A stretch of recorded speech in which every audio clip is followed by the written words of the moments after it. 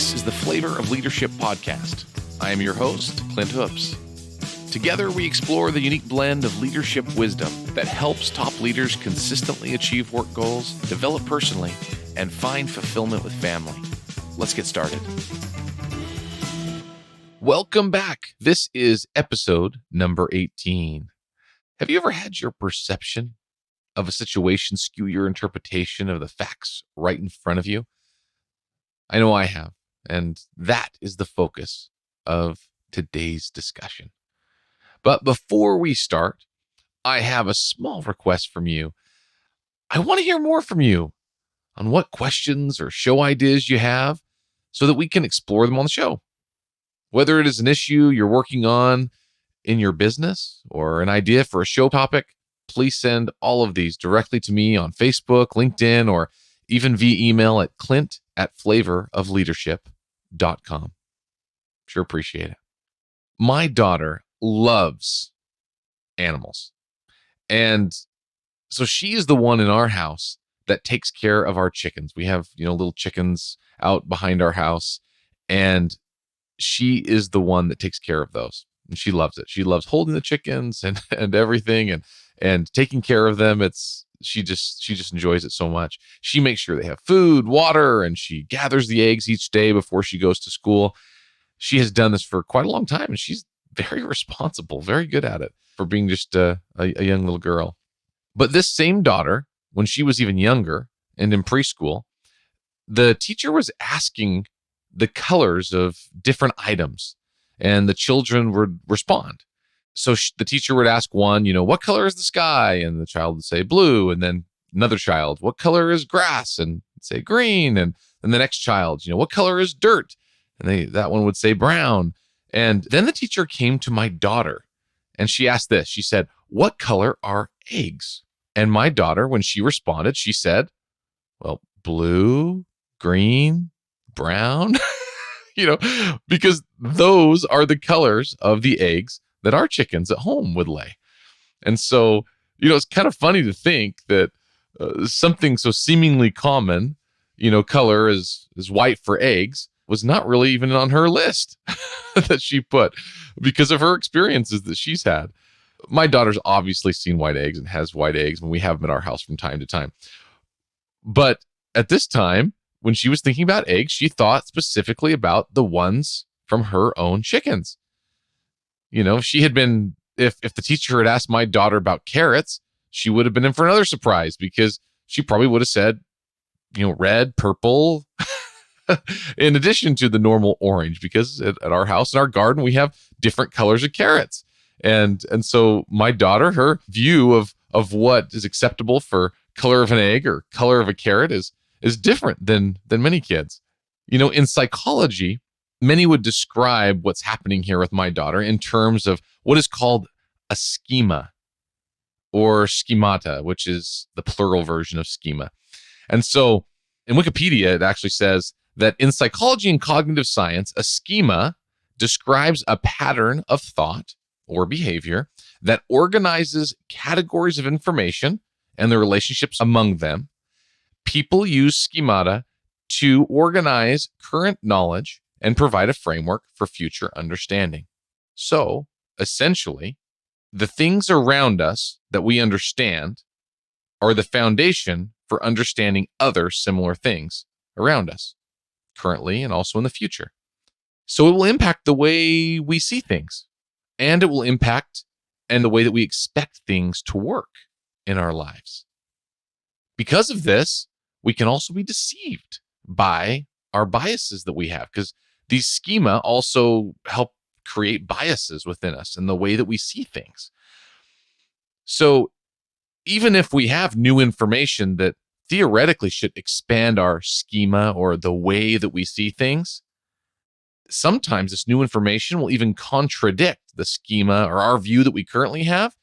And this new information should be expanding our framework, right? It should expand how we see things. But instead, because we've had this schema or this certain point of view for so long, sometimes we'll just ignore it.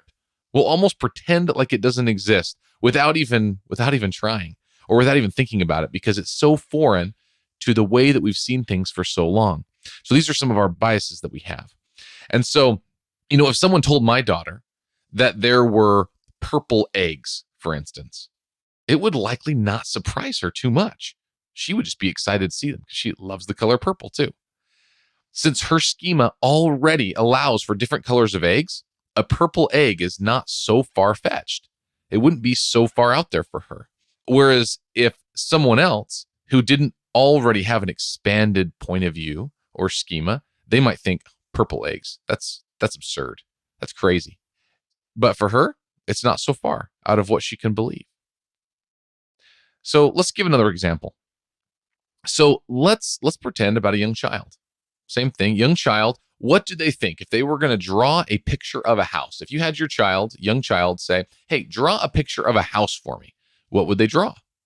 Well, they would most likely draw kind of a traditional roof. They'd draw a little triangle up at the top. They'd put a square down below. They'd put a rectangle front door and some windows that are squares, most likely. Something like that, because that's what they picture a house looking like. Or they'd look at their own house. Perhaps they would draw an apartment building if they live in an apartment.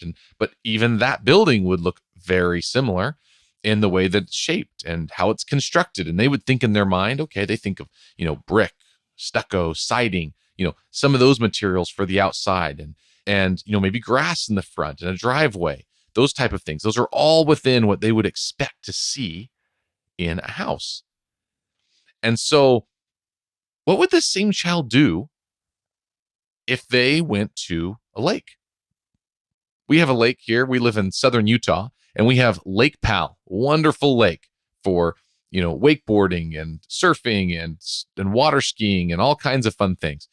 And at Lake Powell, there are a ton of houseboats. So houseboats don't look like a normal house. They're made out of metal and plastic and fiberglass, and they float on the water. And so a child who sees a houseboat for the first time would now have their schema and their point of view would just be expanded. Their whole framework of what they even expect to be a house or what a house can even look like is now expanded. And their mind can almost be blown, right? So when they find out about other new types of houses that are possible, it no longer surprises them anymore to see an RV, right? That's a house on wheels. It now is something that they can accept. And so, so what is possible in their mind is now expanded. So how does this apply to the way we see the world? So as adults, we've already seen many of these things. And so there are fewer things that will surprise us and expand our schema in our lives or our perception.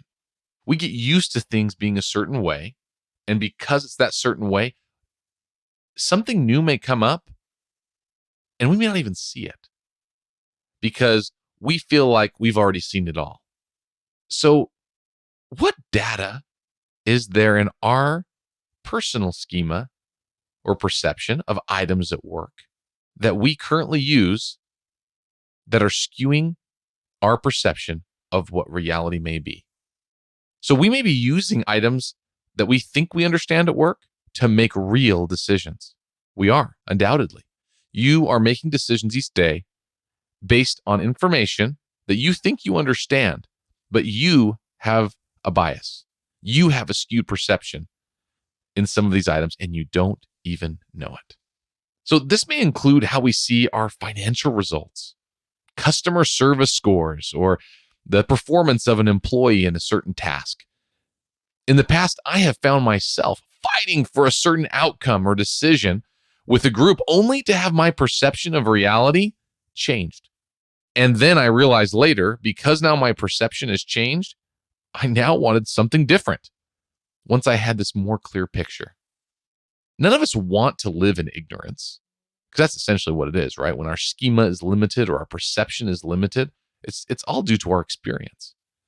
So the longer we're around, the more experience we have, the more valuable we are to an organization, the more valuable our opinion may be, because we compare everything that we observe or are told to our previous understanding and experiences. And if we have a lot of experiences and a lot of previous understanding, that can help us immensely.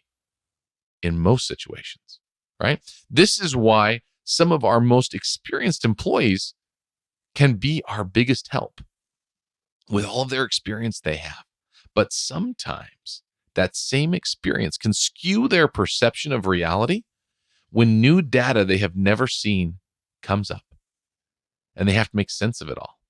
It is often easier to just lump it in with the other ideas or items that they can't understand because it better fits into how they understand from the past. And we often don't even question these people because they have all the experience that they are drawing on. Often we are those people. We're the ones with all of that experience, and something new or something different will come up and we will instantly lump it into another category or excuse the information. Sometimes informations may be outliers, right?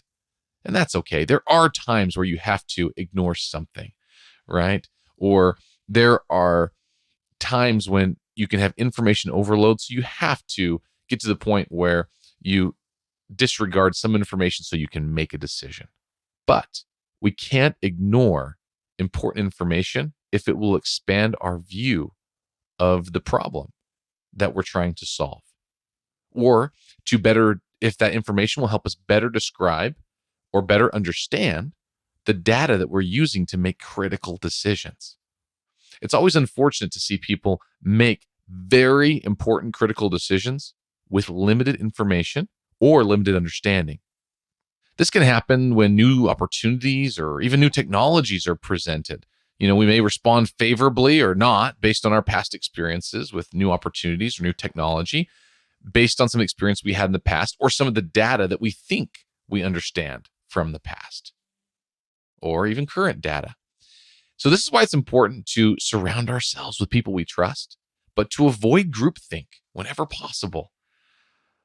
Or we may not be expanding our schema, our perceptions in the way that we see the data right in front of us. We might be missing some of the most important ways that our data connects and points to our next steps when we don't become open to seeing the way other things connect, or we're not open to seeing other data.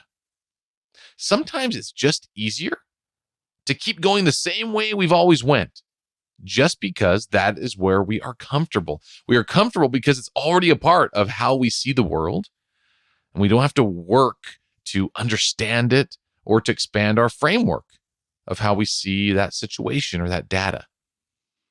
We just kind of plug along, and it's just easier to just keep going that same direction. It's comfortable. We understand.